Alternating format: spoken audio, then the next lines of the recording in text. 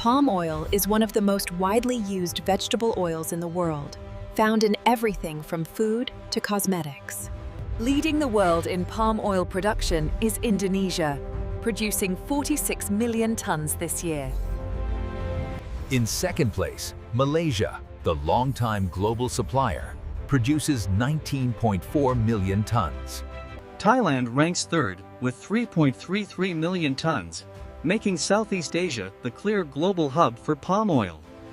Colombia follows with 1.9 million tons, showing the rapid growth of palm oil in Latin America.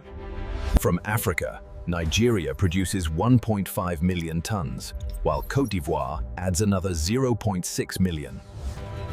Guatemala contributes 0.99 million tons, and Papua New Guinea adds 0.83. Brazil joins the list with 0.6 million tons, as South America expands its production capacity.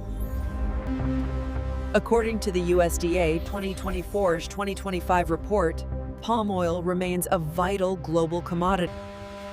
Palm oil production continues to shape economies, trade, and sustainability discussions around the world.